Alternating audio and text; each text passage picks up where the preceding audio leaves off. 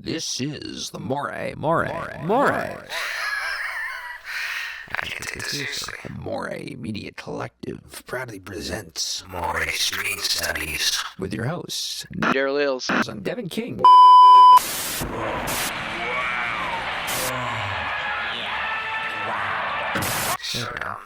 Hello, everyone out there in podcast land. Please come in, put down your bags, and take a seat as we begin the newest journey for the MOIRÉ Media Collective. This is Episode 1, Metropolis, a silent display of power, or How I Learned to Stop Worrying and Love Unions. Metropolis is a silent science fiction epic. The story focuses on a futuristic city where the wealthy live lavishly above ground while the working class work and live below in the worker city. Their sole purpose is running the machines that keep the city above functioning, and we see as the city's creator's son, Frederick, as he is exposed to the truth of the city below. After witnessing a large explosion, he is moved to help a young woman lead a rebellion in hopes that he can be the bridge between two worlds. This film is directed by Fritz Lang. Lang was also known for directing M, just M, the letter M, capitalized, The Big Heat, and Beyond a Reasonable Doubt. Filming took place over 17 months between 1925 and 1926, with the release in Germany in 1927. This film is a certified classic piece of silent sci-fi cinema, so we couldn't think of a better way to introduce this series than to talk about Metropolis. Anyway, for today's episode, we have two guests with us. If you guys would like to introduce yourself, we'll start with Gabi. Oh, of course. Howdy. My name is Gabi J, and I'm a frequenter of the MOIRÉ Media Collective Discord. I first joined after being a longtime friend with Ian, and eventually I grew to call this place my digital home. Outside of my day job, I'm also a mom of a rambunctious little boy, a fiber artist, and amateur chef, with many of the things I've made being shown off in the Share Your Art and Recreation and Refreshment section of the server, respectively. I attended the beginnings of film school at Fanshawe College in 2012 to 2013, and this is where I first watched Metropolis and fell in love with the silent film genre as a whole. Upon researching the film more for class and the massive discovery of footage for Metropolis, more on this later, this branched off my interest into why films and media become lost, the history of restorations, and the interesting way footage and whole films have been rediscovered. I've also helped out on a couple of film sets behind the scenes for a few of the shorts featured in One Night in Lethargia, MOIRÉ Media Collective's upcoming anthology series. In fact, my husband and I get to make our acting debuts in one of the shorts directed by Devon called Dark and Stormy. Once this anthology gets released, I hope y'all will watch it and enjoy it as much as we had fun being a part of it. I can attest that it was much fun having both of you guys on set. I really enjoyed your company. Oh, yeah. And the food especially. Oh, yeah. Oh. But, yeah. Awesome. Thank you for being on here, Gabi. I think this is the first time you've been on the podcast too, right? It is, yes. That's awesome. Yeah, we always love all the stuff you've put on the, inputted on the server, all the food recipes and memes. And we love having you on the episode today. But then, we have our other guest, Michael. You want to introduce yourself? Thank you, Devon.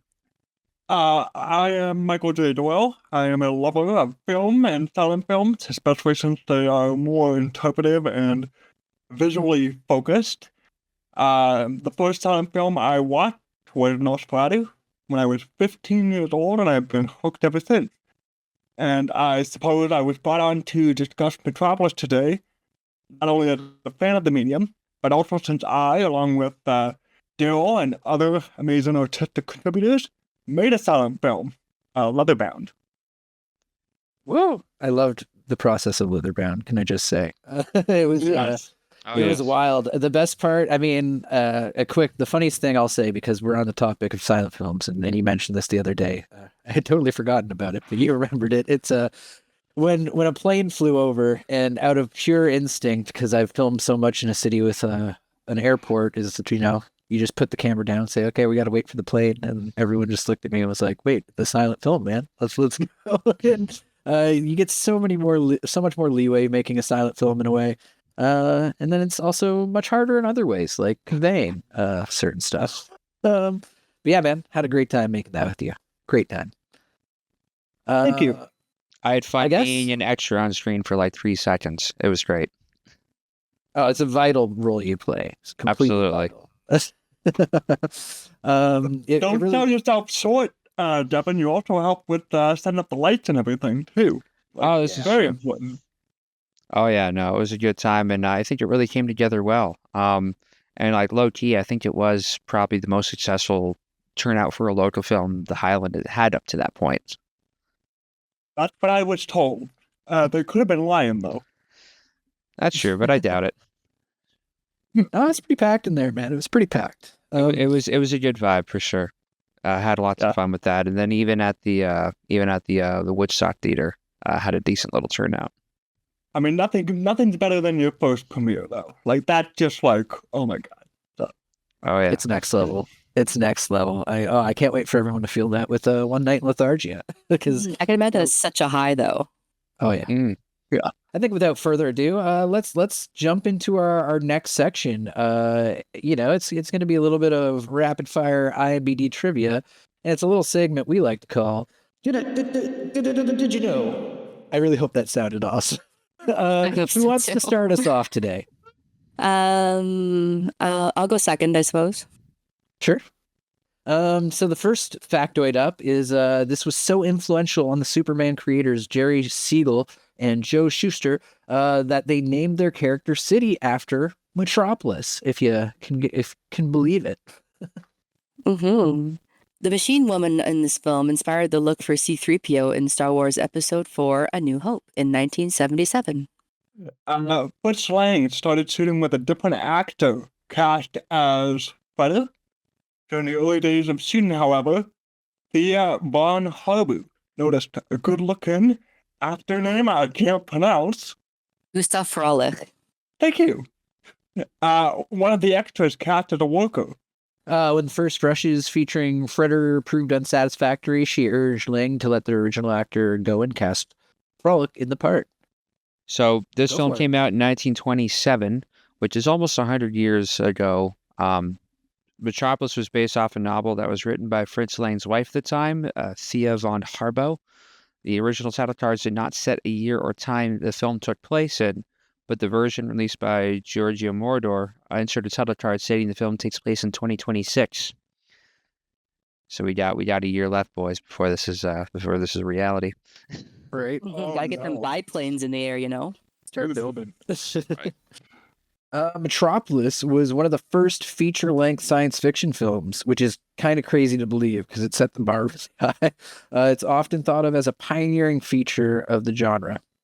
Oh, right. This film cost around 5.3 million Reichmarks at the time, which is around 21 million US dollars converted to 25 values. Metropolis's American Reserve copyright expired in 2023 and is now considered to be in the public domain in North America. However, since the film was originally made in Germany, it has to follow European Union copyright standards as well. So, the film is still under copyright in Europe until the end of 2046, 70 years after the death of Fritz Lang. In 1933, Joseph Goebbels, the Minister of Propaganda for the Nazi Party, was so impressed with Fritz Lang's work, especially Metropolis, that in a meeting with him, he offered him the position of head at the German film company UFA to make Nazi films for the Third Reich. During this meeting, it was then that Fritz Lang decided to leave Austria for good. Unbeknownst to the Nazi Party, Fritz Lang had Jewish heritage through his mother, even though she converted to Catholicism and was raised that way. If it was discovered, he would have been identified as half Jewish under the laws of the time and would have been subjected to the same treatment as other Jews in World War II Germany. And the story goes that when this offer was made to him, Goebbels had said to him, we decide who is Jewish and who is not. And he got the fuck out of there as soon as he could. Yeah, scary shit, man. That is a reason to flee. In an interview, Fritz Lang reported that the film was born from my first sightings of skyscrapers in New York in October 1924. He had visited New York for the first time and remarked, I looked into the streets, the glaring lights, and the tall buildings, and there I conceived Metropolis. Describing his first impressions of the city, Lang said the buildings seemed to be vertical sail, scintillating and very light, a luxurious backdrop suspended in the dark sky to dazzle, distract, and hypnotize. He added the sight of New York alone would be enough to turn this beacon of beauty into the center of a film. So the wonderful band Queen, which plays in my car so much, they did a song called Radio Gaga, and the music video for that features footage from Metropolis in the music video, which the band thanked the movie at the end in an intertitle. And likewise, I believe Madonna also had a music video that was very much inspired by the set design of Metropolis. And I believe David Fincher directed that one as well. Mm-hmm. Yeah, for the music video, Express Yourself. Yes. I mean, it's so notable. I mean, just when you watch the film, it's so obvious how influential it really was, honestly. Yeah, like one thing about this film when you watch it, and if this is your first time, like taking a look at films from this era, one thing that I would really love to just champion is just how hugely influential this film has been. Basically, every piece of set design, every piece of artistic direction in this film has more or less been referenced in sci-fi pop culture since then. Like, this film was so prescient and with its themes and its concepts and its ideas. Yeah, we're going to explore a little bit more of that today. I mean, slightly timeless, one might say. Horribly so. But yeah, so I guess really, our rough ideas, we like to talk theory for a bit and then get into the more practical side of it after. But at the same time, it's kind of a free for all. Whatever a guest wants to talk about, we give them the platform and we give them the time and let them have at it. So I've at least divided mine up today into theory and practical. And first, I'm going to do a little section on theory for you guys, and then after this, I'll throw to Gabi. But yeah. So this section will also be a little shorter because my practical section is a bit longer to make up. So just FYI with that. But yeah, I just need to begin with a really awkward story of mine. So my first viewing, I'm pretty positive was the wrong version.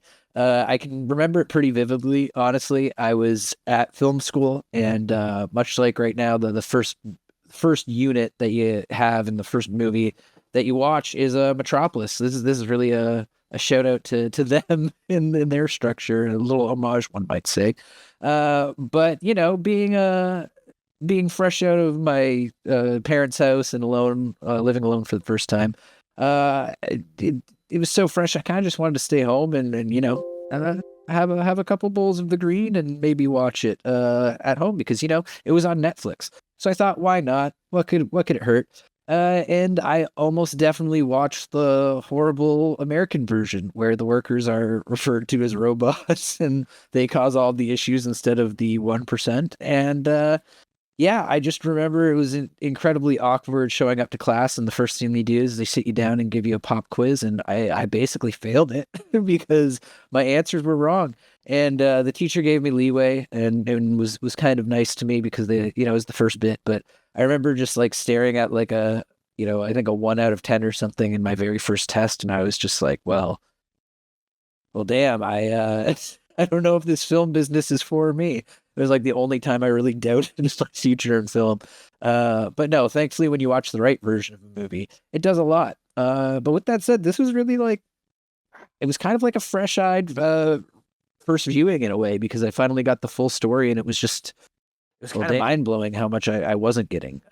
Because as we'll mention later, there's a couple different versions of this movie, and it wasn't it wasn't really the same experience at all.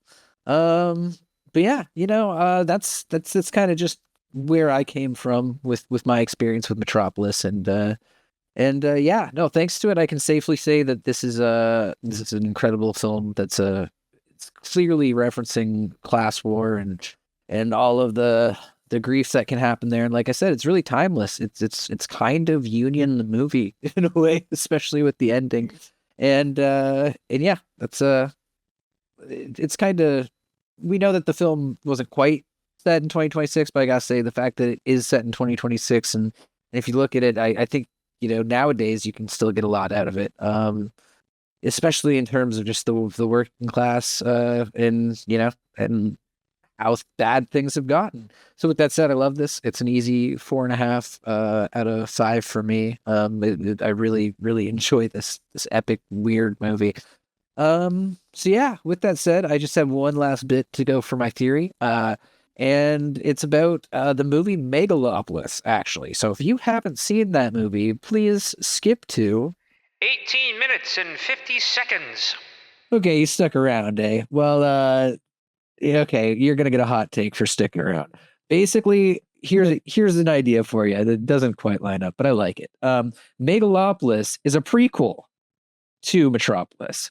My points being, it has the exact same energy. It is a wacky, bonkers, silent, epic energy. Even though, sure, people talk, they still are so grandeur, and it reeks of that style of filmmaking. And not to mention the budget for the time, making such a weird movie for such a large budget. I mean, I can only think of one thing in the past year that ends up with that. And the concept kind of hangs on the idea that like Freder is like the child that we see at the end of the movie. And they grow up and like the difference that happens because there's a couple weird overlaps. There's that weird it's like a weird garden place they have. In my mind, that's supposed to be this fantastical representation of this new. Oh God, Megalopolis is crazy, guys. It's the new Element thing that he makes. You know what I mean? Like there's echoes of the same kind of vibe. You have exactly Megalon, and like to make it all work, I think like Rotwang really has to be like Shia LaBeouf's character. You have this idea that like after this downfall and after the low that we end that movie off with, they kind of have a re-rise going crazy as this mad scientist and trying to basically bring back this lost love. And that's the only thing that doesn't really track. I fully admit this all falls apart in one way, which is that her name's not Marie. The mother of Freder dies in childbirth, whereas the mother doesn't die in childbirth in Megalopolis. So I gotta say that doesn't line up. But it's a fun idea, and honestly, the more I thought about it, the more it lined up. So I had to mention that real quick. Who knows? It might even just get cut out of the episode. So if you heard it here live, that might have been the only time you hear. But yeah, that's all I got for theory, folks. So yeah, if you guys want to, I open it up to the floor so you guys can debate me or just tell me I'm stupid. And I mean, I and then was we can going to move say, on I to do Gabby. think Megalopolis might have worked better as a silent film. Then again, we wouldn't have gotten that infamous bit of him saying, entitles you to plow through the riches of my Emersonian mind. whatever the line is. It's like so memeable at this point, but it's. But it has that big energy, you know what I mean? I wouldn't doubt if sure. he told them it was going to be a silent movie, and they all were just giving it its all. And then, no, I honestly loved Megalopolis. I joke, but it was a movie that not many people liked. I know Michael J. Doyle also enjoyed the film a little bit, and my spouse Jamar Forbes also liked it. But beyond that, it's kind of hard to find people who love this film. It's certainly one of the movies of all time. I will say I really enjoyed the experience watching it. Yes. Same.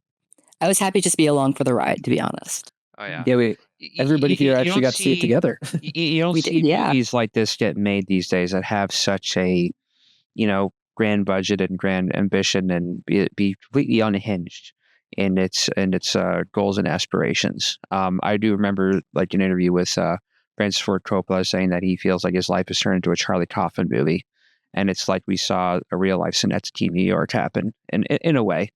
But I really enjoyed just the experience of seeing that unfold. But yeah, with I can go back just so with one comment you were saying about your first experience watching Metropolis. I think my first time seeing it was randomly coming across a VHS copy of it at a flea market, and it was a very poorly restored early version of it. The frame was like poorly cropped, even worse than like the 16 mil Argentine print.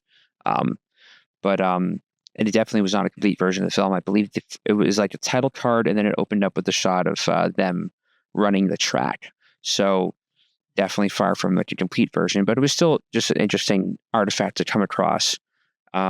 Just seeing this like initial incomplete version of the film, which I think is what Giorgio Moroder used as the basis for his restore of it. You can correct me if I'm wrong. I believe Michael had seen it, and maybe Gabby too. I didn't get time to, unfortunately, but Yeah, later I found that they had the restored version on Netflix, and that's how I not saw it at the time for Film School, which I really enjoyed. And then this is my first time revisiting the film in like 6 or 7 years, which is kind of crazy. And this time I got the proper, like, complete version on Blu-ray. And anytime I watch a film from this time period that, there's been such a sordid history of versions that have been released, because this film was made for quite a large budget for its time. It was the most expensive silent film of its era, and it did not make that return. It was a financial flop. And when it was passed around to various places around the world, it had been kind of chopped up and altered so much that honestly, it's a miracle that we have anywhere close to the original version of the film that we can now see. And I'm just always in awe to seeing films like this be preserved. And it's great that we can actually, watch and talk about it. Talking about the different versions of Metropolis, like I said, when I was a teenager and I was getting into film, I sought out Metropolis. I bought the DVD of the complete Metropolis, and I was like, oh my gosh, I'm going to sit down and watch this, and it's going to be great. And then, I think the first time it cut to the 16 millimeter new print that they found, and it looked all grainy and terrible, I was like, okay, what's going on here? And then I had to research it. I read the little booklet that came with the DVD. And after that point, I found myself too intimidated to watch Metropolis. I found that it was like, okay, this is going to feel a little bit less like enjoying a film and more like something I need to, I guess, look at as an academic exercise. So I put it off for many, many years. And so the first time I watched Metropolis was for this podcast. I was offered to talk about Metropolis here, and that kind of kicked me in the ass to finally check it out. And I'm really glad I did. Oh, glad to have you, man. And Same. you guys keep alluding to these different cuts. That's a good preface. I feel like we should let the master of the topic tape go over, Gabby. I feel like you have a couple things to say. You can really fill in the blanks for what we've kind of alluded to. Okay. All right. So the big question is, why do we have so many versions of Metropolis? Well, the long and short answer is censorship and various cuts being made for different sensibilities. Okay, so the original cut by Fritz Lang for the German premiere in January 1927 was approximately 2 hours and 33 minutes in length, using around 4,189 meters of nitrate film.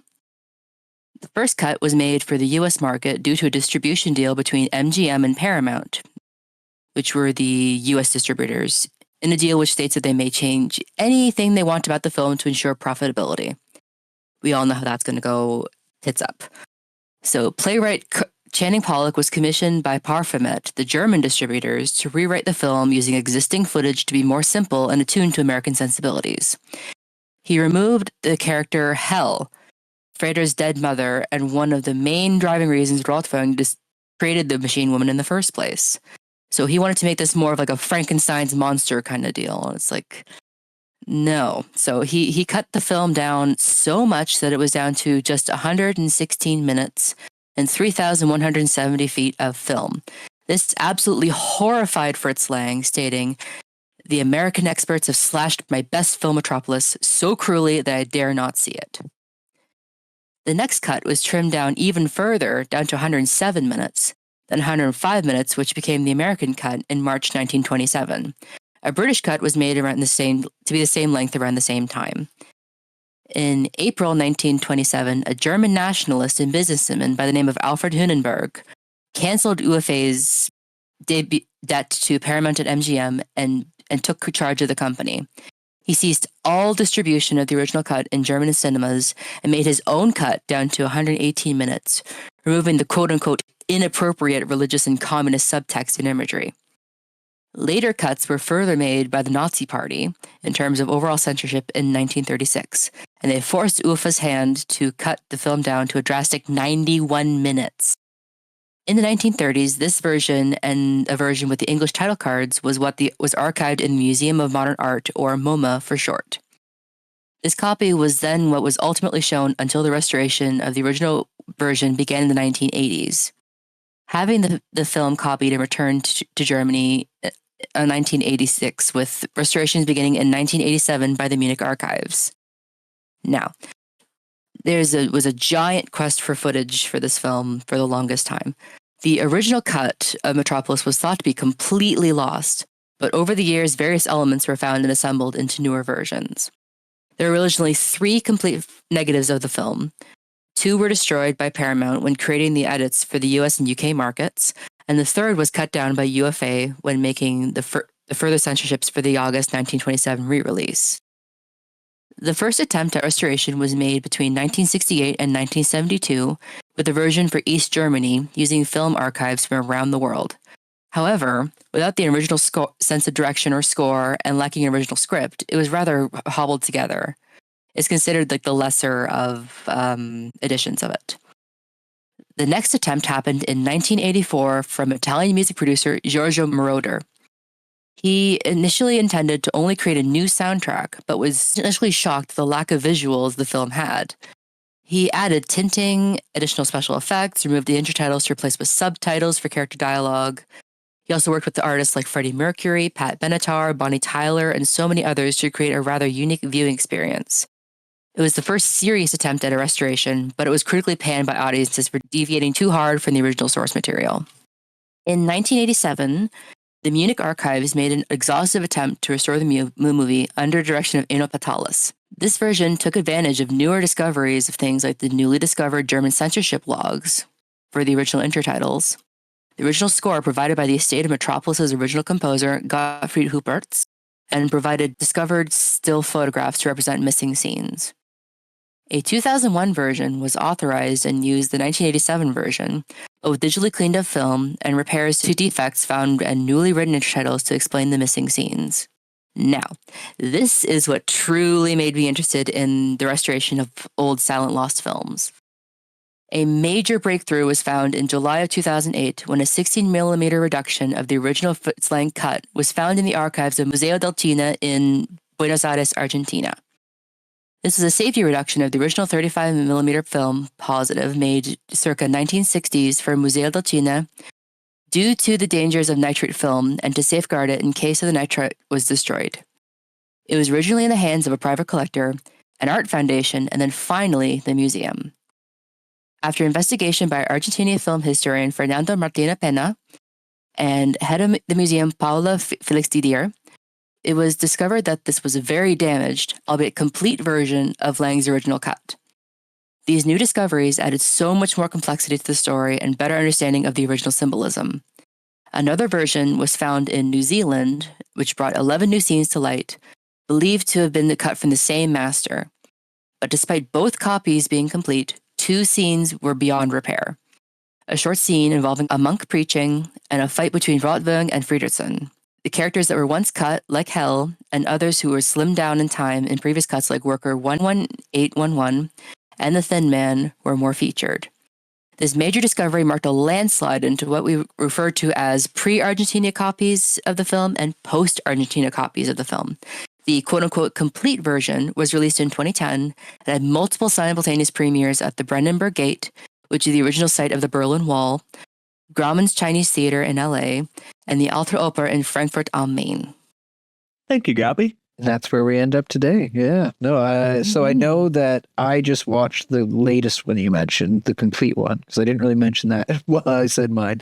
So that's my one little bit of filler. So that's the one I watched. Devon, I believe you said you watched that one too? Yep, that's the Blu-ray disc that I have is the quote complete version, which, yeah, like I said before, and Gabi, thanks for detailing the whole journey that took. But I'm always just so blown away at the story of how these films sort of get preserved, because it always blows my mind just how little efforts seem to be early on for preserving these things. And I guess, yeah, for censorship reasons. that this film was absolutely put to the ringer, trying to alter the vision of it from what Fritz had intended.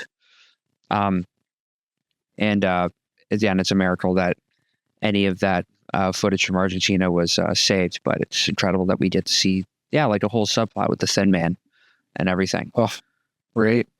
So we were the ones who just watched one version, but Gabi, did you watch multiple ones or just one as well?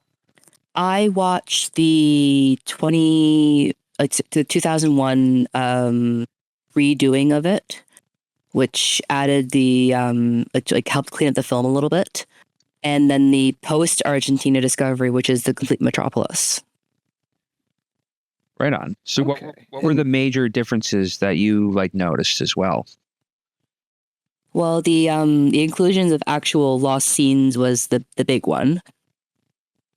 And seeing the beautiful set designs, they're not just photo stills. Oh, right. So Mike, did you just watch two versions? Because at one point you said you were going to try and watch all of them, right? Well, not all of them, because not all of them are available on disc. Yeah. I don't think the 70s restoration you can get really anywhere. But I did watch three versions. The first one I watched was the 1984 version, which was wild. It had a bunch of 80s music. It was Freddie Mercury was on the soundtrack. It was crazy. Then I watched the 2001 restoration, which basically, up to that point, was the closest to the original cut. And then I watched the complete Metropolis. So basically what I did was I kind of watched each restoration in chronological order as they were coming out. And I sort of got to see the original movie sort of get put back together over the course of my viewing experience. So cool. No, definitely, man. That's wild to go into all those different ones. I would not be one for the tinted version. I hate the tinted black and white films. Absolutely. No, thank you. Yeah. So Maybe if I was dropping acid, there might be something appealing there. It's kind of like watching Wizard of Oz while listening to Dark Side of the Moon. That kind of experience. That's sort of what the N-word feels like. Which it might be a fun way to experience the film, but I do feel like it is very liberating to see the more or less complete version. I am curious how beyond repair those other two scenes were. Just film damage wise. I always am fascinated with, the decay of film and the look of that. But just seeing how French the Argentine print looks, I imagine it's very rough around the edges.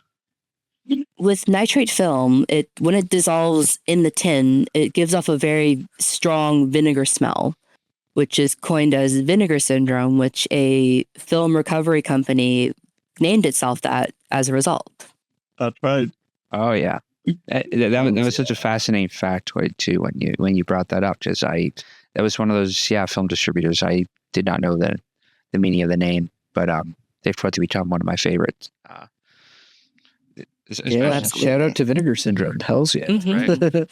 They're the reason that we have a 4K restoration of Miami Connection, which is like one of my favorite So Bad It's Good films. We might talk about that on the podcast someday. We'll see. Did they also do that Darryl one you got me? Yes, they did. Oh, shout out to that, man. Darryl is a movie from my childhood that I didn't think anybody knew about.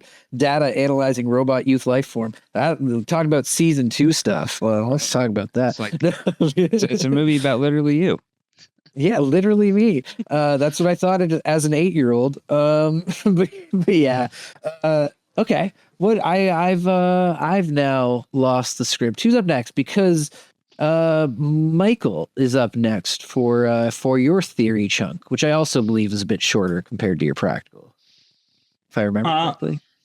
Well, first of all, I would like to say that I actually didn't mind Metropolis with the color tinting. There's some silent movies where I will admit that the color tinting is a bit of a distraction. Like I don't like the color tinting on Nosferatu, for example. But I actually didn't mind it on Metropolis. was interesting. That's fair. Nosferatu is the one I hate the most. So, in terms of tinting, I like the movie. But yes, continue. What I would like to discuss about Metropolis was the central theme of the film, which is made explicit throughout the film. I think they repeat it like 3 times throughout, which is, quote, "The mediator between the head and the hands must be the heart," end quote. And this theme was heavily criticized at the time, and later in a 1971 interview by Fritz Lang himself, who called it simplistic and naive. And while I might agree, I found the message fittingly optimistic for the tone of the film. Science fiction works such as the original Star Trek, Close Encounters of the Third Kind, and the Matrix trilogy are naively optimistic as well. But I find myself drawn to perspectives like that. I find them endearing and sincere, and purely singular in their vision, as though the unfiltered idea of the person who dreamt them. There's a place for that, as there's a place for stories of the opposite end, stories which ask difficult questions and provide difficult answers, or often no answers. There's a dangerous train of thought amongst film criticism that good stories are ones which fall into the latter category, and ones like Metropolis are to be dismissed as rubbish or foolish in some way. But if you ask me, though, someone who wants a healthy media diet, a healthy artistic diet, needs a little bit of both.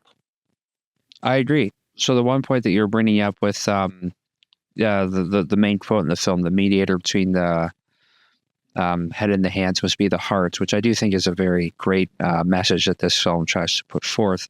This was written, I think that line, that theme was written by his wife, who wrote the screenplay. And in that interview that you mentioned in 1971, he says he did find that, that kind of simplistic for the time, and didn't think that it held much water. But I think also in that interview, just to give it more context, he did come around to say that, in talking to the youth of today, which is back then in the 70s, and he would ask them about the idea of the prospects of having a machine kind of policed world, whether or not they would be on board for that. And their response would be no, because machine has no heart. And upon reflecting on that, he says that, maybe she was right all along, or at least that expression holds a lot more power than he realized. So, and I do think that this film, in many ways, was very prescient for the world we do live in today, in its very theatrical sense, with the prospect of AI, and how much control are we willing to fork over to, machine learning algorithms to decide what we believe and how we run things. And I do think that this is something that's very much been a ongoing theme for the past century. So this film, I think, was definitely on that pulse before it even realized it. Oh, definitely, man, definitely. And to touch on the point you were saying about how critics now view, for me, it's like providing the answer or not. That's the big, the tipping point, right? I think it's very artsy and easy to not give an answer and just give a whole bunch of weird things that don't quite add up. But it's a lot more meaningful, at least for me now as a filmmaker, to see somebody stick the landing and at least do all the things. Like I wouldn't dismiss it as rubbish, honestly. Like I feel like you said, especially now, it feels like the message is made for now more than anything, which, I guess you can't really believe that it was actually based in 2026, but I keep coming back to that idea in terms of like, it just feels so freaking relevant like that. But no, man, like I agree. Like, I feel like you need a healthy balance of good stories, to your weird, no answer, heady trips, right? Like, you got to be able to at least give answers sometimes. Absolutely. But also, I think politically it has some merit that, not to get too deep into it, but I think there is definitely a very pressing like political ideas involved in this, and that's the people above should not be trying to take advantage of the people below. We should be working together to try to make the society we want to live in, and not just take advantage of each other. I will say that as someone that's worked in the factory for a little while, I can relate to a lot of the imagery in this film, as theatrical as it is. It does feel like that. When you go to work, Devon, do you walk like a zombie, slowly down the aisle? Yeah, you walk in slow and then you walk out quick. That's the way. Take the elevator up. Yeah. Oh God, yeah. No, you do often see people just looking at the ground. So that is a very real thing, and they will work you to death if they try. That's a brutal picture. Oh yeah. The other thing I just wanted to mention is the idea of a machine leading humanity to destroy other machines is. I thought that was a very inspiring one. Especially when the machine looked like human, and the rest of the humans are sort of unaware of that. There's like a delightful irony to that I just love that. I also think that it very much shows how, some people in power will use kind of radicalist messaging to sort of get people riled up in a way that then it justifies them using unjust force against them, which is a very, this is something I think people have been doing for a while, to try to maintain a sense of control. That's held up a little too well in recent years.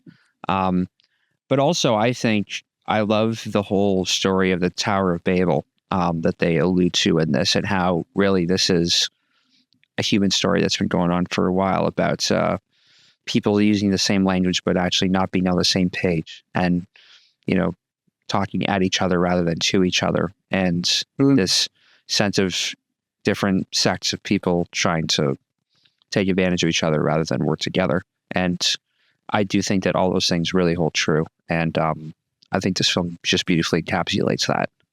Definitely.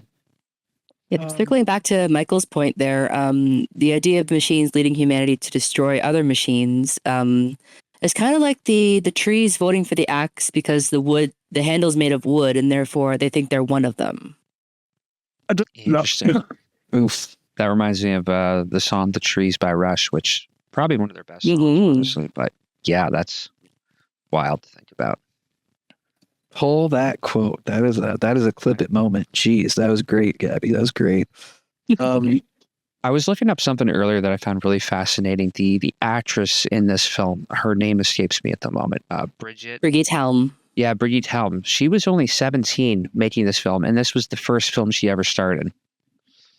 Oh, wow. And I just was really enamored with her performance through the whole thing. Like, she is just going full swing at this. And I can tell that she's having fun playing both of these very different type of characters.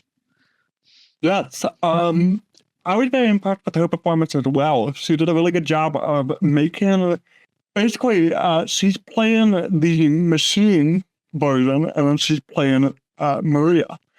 And it's just fun to see. Now, when she is the machine, she doesn't really like a robot at all. But it was really, really cool to see how good she was at playing two very different characters.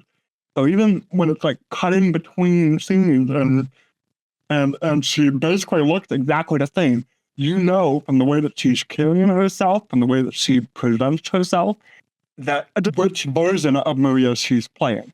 I thought that was really, really neat to see. Right? Especially for a first-time actor. That's the craziest part. Like, I'm like, how? Yeah, man, it's just wild.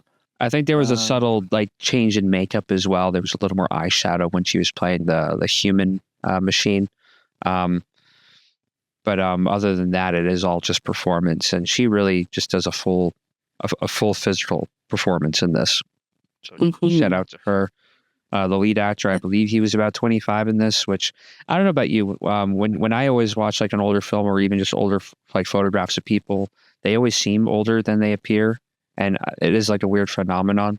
And I don't know if that's just like cultural perception or what have you, but it is fascinating when you look back at these films and just see how much people appearance have changed over the years. Mm-hmm. Right. Jamara, when she was watching it, was actually noticing that because she was saying that because she's getting into sewing, that there's just such a variety of actually a lack of variety because you only had certain stitches and certain things that you could do and like certain materials you could use. I don't know. She'd be better to fill it out, but it is one of those where it's dated in those ways, and you don't even realize it sometimes when you're watching it. Just like a movie just feels old, right? But yeah. No. But getting in costumes, I think I remember them saying in the behind the scenes featurette they did about the restoration that there was like over like 100,000 different costumes and extras. I mean, it may not be that many, but it was just an insane. No, the extras is a mess. We're not even getting into there's like there's 15 different accounts of like how many extras there were, and it's all debunked at the end by Lang saying, "Oh no, it was like 200, and we just reused them a bunch and lied about it." So it's a mess. But I don't doubt that there's that many outfits though, because there's so many outfit changes and various. Especially in that garden scene. Yeah. Oh yeah, garden scene. Oof. But yeah, I was gonna say before we do end up, because I know I'm up next, so I am gonna get into my practical. But there's one thing that kind of got left off that I feel like is worth mentioning. Devon, you discovered something earlier today that you don't know if people have quite caught on to. Just So do you want to go off on that for a minute? Yeah, no, I'm really glad you mentioned it. But yeah, I was rewatching the film just this morning before we ran the show tonight, and something occurred to me at about an hour and 22 minutes and 29 seconds into the film that I believe, and I will make this claim here, that I think this may have the first POV shot in cinema history.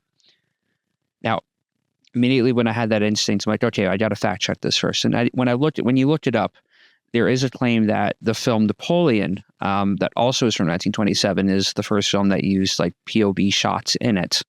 I'd have to watch that film to be sure to see how they mean that. But I looked up the release date of Napoleon, and that came out April 1927. This film was first released in January 1927. So it predates it by a few months. And there is a single shot when Maria is first captured. Frederick can hear her screaming from the streets, and he's looking for her, and he finds garments of her clothing on the ground. There is a shot where his hand reaches from his perspective to reach out down and grab it.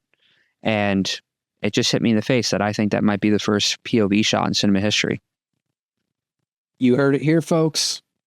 Right Breaking news from the MOIRÉ Collective. Honestly, it's so sick, man, because I bet, I wonder if it's a thing with the Argentinian stuff, if that was added in that. So for a long time, it was just thought of that was the first. It's a full quality part of the print. Like it doesn't stick. Really? It doesn't stick out too much, but like shots like this are not very common in films of this time period. You have very, theater place type wide shots, but having a shot that's dynamic and actually comes from your perspective, that's something we see a lot these days. But back then was very, rare to see.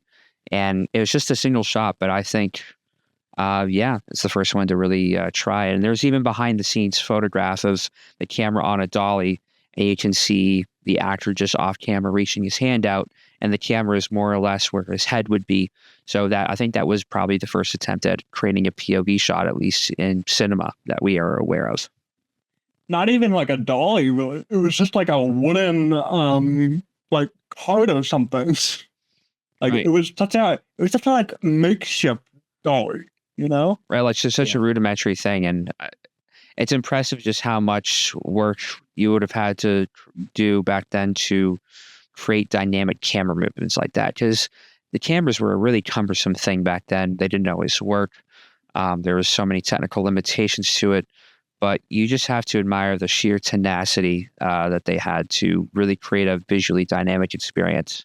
That's a perfect setup for me, in all honesty. There you go. Take Yeah. her away. So in terms of scale and scope, I have never really seen another silent film go this hard. Like literally, man, like it's kind of crazy. Like you were saying, with the technology they had at the time, I think that I take into account because yes, a little refresher. I'm a DOP, so a lot of the filming was really just flooring me.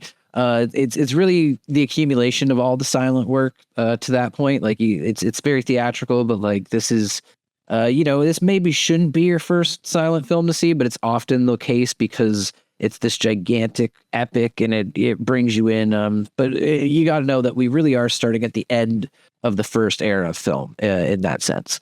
So yeah, this film totally laid the blueprint for what would become today's modern blockbuster. I really think that's true. Like, regardless of its poor reception at the time, it pushed boundaries in terms of budget and scale, and it opened doors for the modern era. You know, I mean, it would fit in perfectly, but that budget wise in today's, it didn't even be cheap considered. But yeah, either way, the majority of what I wanted to talk about was filming techniques and what they actually did with the camera. Just quickly, I like you were saying, it was there's lots of wide shots, there's lots of basic coverage stuff, but there's some crazy stuff when the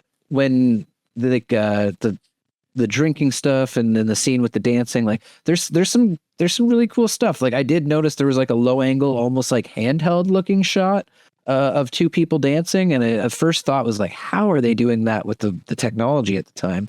But yeah, otherwise there's like two more kind of bigger techniques I saw throughout that I just wanted to mention. First off is the multiple exposed sequence. Now, if I'm to believe IMDb trivia, they say that all of those exposures were done in camera, essentially. So they would film it once, they'd wind it back, they'd film the next thing, they'd wind it back.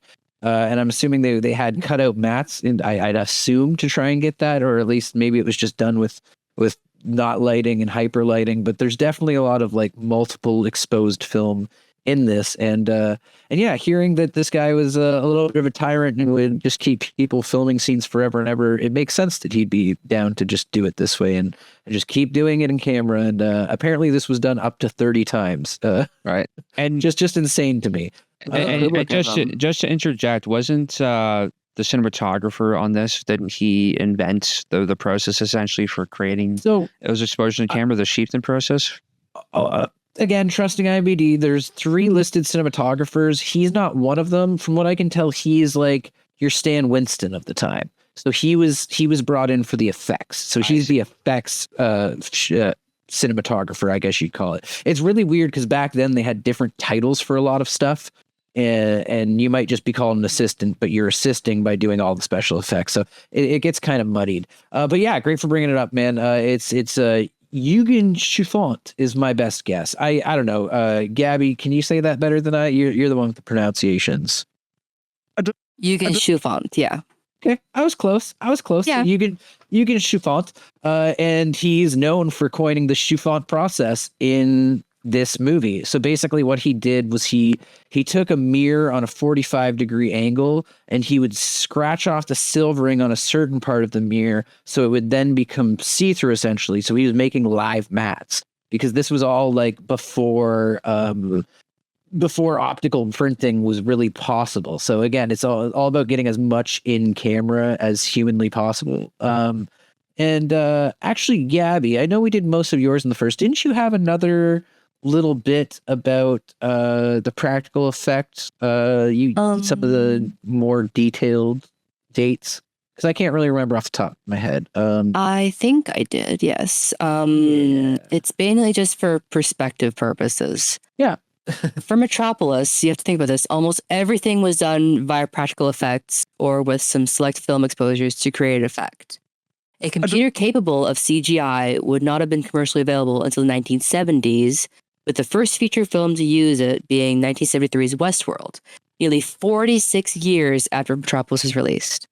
Yeah. So we're talking about like thank you so much, by the way. But we're talking about like half a century before these kind of technologies were available, right? So you got to keep that in mind. So this guy's literally pioneering like matte techniques. So, and the idea, sorry, I didn't mention, on the 45-degree angle, what you're reflecting is a miniature they have set up. So it looks as though the miniatures filling the screen, like these huge, vast sets. I think the best example is Moloch. Is that his name? The big machine where it's feeding up and in. I think that was done so that the big machine was like superimposed, like the creature was superimposed via this technique. I believe. It's really hard to find a lot of information on the special effects of this because it's 100 years old. Not as easy to get that, but it's really cool that this entire process was developed, and it was essentially superimposing in camera, which is just absolutely wild. And not to mention that if you were to mess up while scraping off the back, you would ruin the mirror. So the whole mirror would be done. And it was done. They had a separate mirror for every single shot where they did it. So it's just wild. And then that's pretty much it for my practical section. Because Devon, I believe. Now I'm getting all over the place. Devon. Do we want to get into? I mean, Gabi does have another thing about the mistreatment of cast and crew. If you want to say that before we get into yes. Lead us in with that one, Gabi. Go ahead. Yep. The practical effects knowledge dies, but the mistreatment of the cast story survives. Oh God. Go ahead. It was something else. Okay, just trying to see if I can find my point here. Yes, Fritz Lang was allegedly very rough with his actors and extras to get certain shots, especially towards Brigitte Helm, the actress who played Maria and the false Maria. This can often be drawn in comparison to Stanley Kubrick and his treatment of Shelley Duvall in The Shining. Some examples of this involve having her hair actually be pulled by the actor playing Grot when she was playing the false Maria, which is being pulled up on to be burned at the stake. And during that scene, her dress caught fire. And she ended up passing out from lack of oxygen during the transformation scene when she's in that tube. Like, it's actually shown in the film that she passed out. That's her actually passing out. Oh my God! Really? That's horrifying. That shot of her head turning. That was her actually passing out. It was because it took so long she ran out of oxygen. Oh my God! Damn. Another instance of this was in the Workers' City when they're filming the flooding for that. It was shot over 14 days, featuring Helm and 500 children from the poorest districts of Berlin. But Fritz Lang kept the water intentionally at a low temperature, so it was super cold. So this, of course, is disputed by Thea von Harbu, and say that the children enjoyed playing and hopping in the chilly water. No film had ever had more enthusiastic collaborators than these tiny little children, always willing to dash into the chilly water like perfect actors. Oh my God, it's disgusting, to be honest. Right? Like, because they know better, right? Like, because they're children. Mike. Well, that's the thing I wanted to bring up was because, James Cameron filmed The Abyss and Titanic.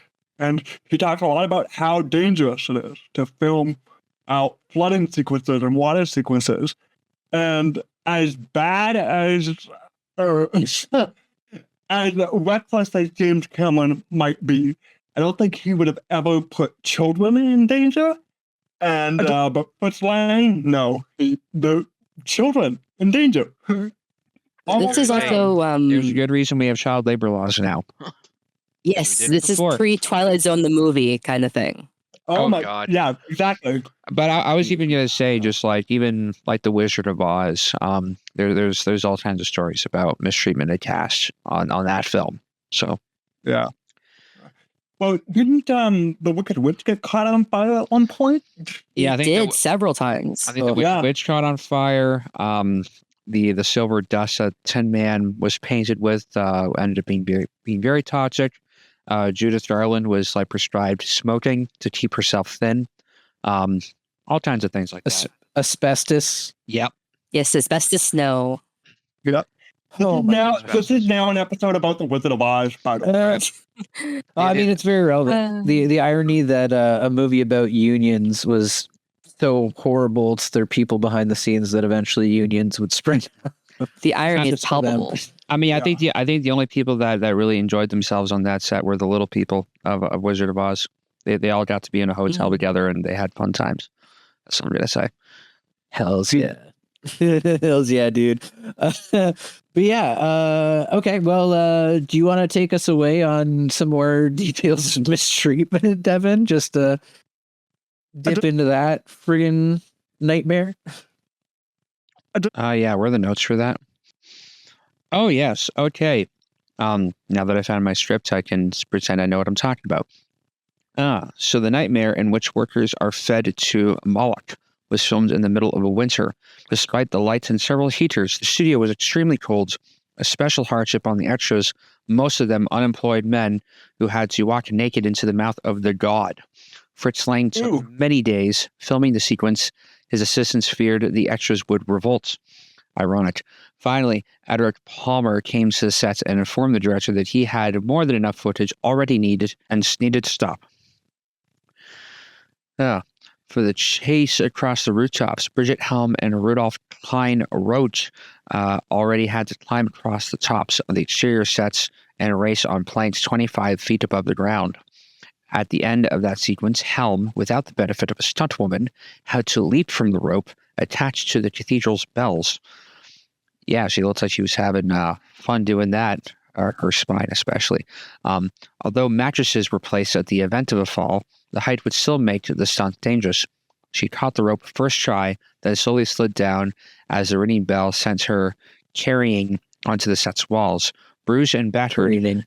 Careening. Yes, I can words good. Bruised and battered, she fled the set in tears. Damn. Yeah, and this predates child labor laws too, doesn't it? I mean, she was 17, technically not an adult, having to be being literally roped around. Right? Fuck. It's unreal. So Fritz Lang would frequently demand numerous retakes and took 2 days to shoot a simple scene where Freder collapses at Maria's feet. By the time Lang was satisfied with the footage he had shot, actor Gustav Funlock found he could barely stand. And then finally, for the explosion of the Hurt machine, Fritz Lang refused to use dummies as stand-ins for the workers thrown about. He insisted they would look phony, so extras to be hooked to harness belts and thrown through smoke, steam, and fire. To lighten the mood before shooting, he insisted that his assistant, Gustav Putcher, I'm butchering all these names, try out the harness. Then he had him yanked almost to the top of the soundstage and left him there. During filming, he insisted the actors show pain, even though there were no close-ups. Fortunately for him, they already were in pain. That's such a wild move to be like, oh no, I need more pain in this wide shot where I can't see your face after throwing you around and breaking your spine. I can't hear your screams of agony in the silent film. Yeah, really. Scream louder so the film can hear. I want to feel it in my bones. Dude, it's My leg. so messed up. And and he just got away with it, man. And people were like, yeah, this is cool. How does he keep getting away with it? And at no point did they ever look at each other and say, hey, you know, there's all of us and there's only one of us. Yeah. This is the irony of human progress. We take one step forward and 5.5 steps back. It's like the French Revolution. Something like that. But yeah, I mean that's all we got for I mean there's more. There's honestly more, but those are the major ones. You know what I mean? I would just like to quickly talk about some of the wide shots of the cars driving through the city. The wide shots of the automobiles were accomplished using stop motion animation. Each of the nearly 300 miniature cars were moved a millimeter at a time, frame by frame. And specifically that opening shot, like that first shot of the city, that was a 10-second shot, and it took 8 days to shoot because of moving all those cars. Just absolutely incredible dedications. Oh my god. You gotta love the miniature work in this film, and I wonder if this was like the first film to really use miniatures to that extent, and I wonder, like, what was the first stop motion animated film? Do we know? When did The Lost World come out? We need a fact checker. Yeah, where's what's this? The guy from Joe Rogan, something. We Look it up. probably should have done our research before we hit record. No, that was yeah. I mean, Well- it's a good question. Only professionalism here. 1925, The Lost World came out, so that was stop motion dinosaurs. Oh wow, fair enough. So, So it's a pretty good movie, by the way. it was a known process, but it's still incredible to see it used to this extent. And honestly, when you look at the cityscapes, you can absolutely see like Blade Runner and Akira and so many other like films take inspiration from this. Right? And it's so beautifully done, even held up to today's standards. One of my Paintings, favorite. too. Yeah. Sorry? Paintings too. Lots of map paintings and like. Yes, I was going to mention that. I love movies that use paintings because I like it's like what David Lynch would say, where he got into film because he wanted to make paintings that moved. And so, yeah, anytime there's a painting in a movie, whether that be a map painting or that one shot in Metropolis where like the people are paintings as they're going down the elevator, it's just really fun to see paintings utilized in the artistic medium of motion pictures. 100%, man. You have your trivial observations. Do you want to hit any of those still, or are we? Is it about time to start wrapping things up around here?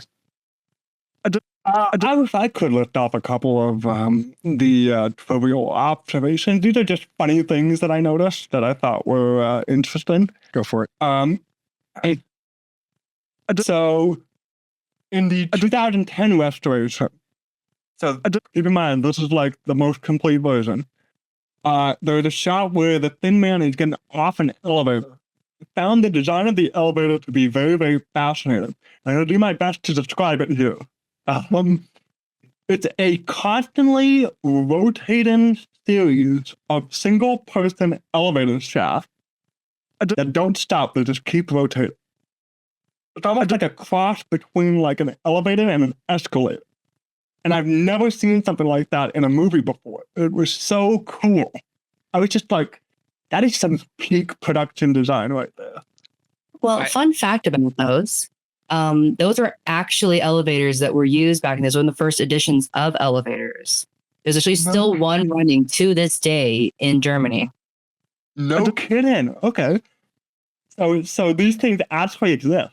That's If you Google it, you can definitely see it. Yeah, I was going to say, Oh my I gosh. remember seeing like a modern video clip of the one that's still in operation. And it was crazy seeing it in this film because like, oh, I've seen like a very modern footage of this. I can picture myself in the scene now when you have that like real life analog to compare it to. But yeah, no, these things were like what were the first elevators essentially. It was really surreal to see it. I want to ride on one of these things because that sounds fun. Hey, just another fun in quotations observation. It's just story-wise, the first thing a group of men do after creating a robot woman, before doing anything substantial to the plot, is to make her do a seductive dance while committing cultural appropriation. That's just really weird to me. And the last thing I wanted to mention was the machine. First of all, Machine Maria is credited as the Machine Man, so that's why I'm calling her the Machine Man. Machine Man being burned at the stake like a witch was an interesting combination of like the sort of past sensibilities, like burning witches, and then the sort of futuristic technology. It was just a really bizarre image that I thought was really, really cool. Totally, I agree, man. Like, there's something really interesting about seeing the future in the past. Especially in this early age. I think that's why we've been hitting so hard on the age of this film. Like, I feel like with that in context, it's just bonkers. Like, it's something with this much depth, and this relevant of analogies could come out nowadays. You know what I mean? It'd be slightly altered for sure in different format. Like, you know what I mean? But how much holds up is just astounding. Like, it's crazy how they were able to just be that kind of timelessly trippy in a sense. I don't know how else to phrase it, but That's actually a really good way timelessly of phrasing trippy bouncer. Yeah, right. Yeah, but I mean, like, shit. This has been a great podcast, guys. I feel like we've really gotten into the meat of this movie. Like, it's hard with a movie 100 years old. Like I said, this one was a little bit. Then we've doubled up the guests this week, so we knew it's going to be longer. I don't know, might even be 2 parts. You know this as the listener on YouTube right now, but yeah, we'll see. I think I really enjoyed this conversation, though. This has been such a cool array of different points and different vibes, and a great first step into the world of cinema via a film school approach. So yeah, thanks for moderating, Devon, like you were saying, or however you want to put it. And thank you to our guests for coming out, man. Like, this has been a fun one. Nice. Thank you for having me. Absolutely. Thanks, man. Oh, no problem. It works out well. Matt and Gabby are our hands. I'm the heart. You're the head. Ah, there you go, man. That was perfect. Love you, buddy. And then, yeah, so I guess to finish off, before we dismiss the class, Michael J. Doyle, do you want to give us a little final piece? Yes. So like I've said, I was very intimidated to watch Metropolis, and I've finally seen it. I've seen so many versions of it now, and I can safely conclude that while Metropolis is absolutely essential viewing for fans of science fiction and cinema, I mean, the legacy of this film speaks for itself. The problem is that the film can't ever truly be seen the way the filmmakers intended. Even the so-called complete Metropolis is only mostly complete. And Lord knows, like, there's probably so many other scenes that, other than the 2 that we talked about, that could very well exist. And because of all these factors, because of all the different versions and all of these different things happening with this movie, I actually think it's really, really hard to recommend as a first watch, as a first venture into the world of silent cinema. I would just like to recommend a few films for anybody who is interested in silent film. I think that these would be really, really good options for you. The Kid from 1921 from Charlie Chaplin. The Phantom Carriage, also from 1921. And The Phantom of the Opera, 1925. All of these are just well-paced, fantastic movies that still pack a punch and hold up incredibly well. And I recommend those to be someone's first silent film instead of Metropolis, personally. Once you become accustomed to the medium, though, once you become used to this idea of watching this film without dialogue and get used to kind of the quirks of the era, then I think you'll be able to accept the puzzle that is Metropolis with open arms, an open mind, and an open heart. Beautifully put, my friend. Go. But yeah, I think my first silent film that I saw and probably got into that grabbed my imagination was the original Nosferatu. Yep, that was mine. Yep. So My first silent film was actually The Sheik, starring Rudolph Valentino. no, Ayles. never heard of that one. I'll check that out. It's an acquired taste, like mushrooms. Ah, Fair. Mine would have definitely been Metropolis in film school for me, 100%. Oh yeah. I mean, Metropolis definitely was like, yeah, like, It was my first. but Sherlock Jr. Such a good film. Ooh, Sherlock Jr. Yep. That is going to wrap up Metropolis for this week. Your homework for next week, Rashomon by Akira Kurosawa. Our guest is going to be Ian Taylor. I'm going to assume Thursday at 7 p.m. That could change. And you know what I mean? If you're going on the YouTubes, I guess one last thing before we go and dismiss the class. Does anybody have any things they want to plug? I know you mentioned Leatherbound. Gabby touched on some stuff. Is there? I guess check out the MOIRÉ Instagram. Yep. We're probably gonna give that a little bit of reviving and maybe take some pull quotes from our first episode and make some reels.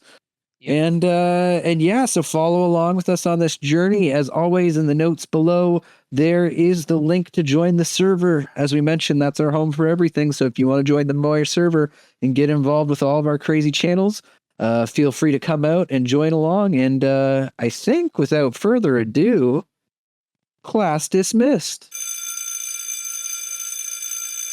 Bring. Brain.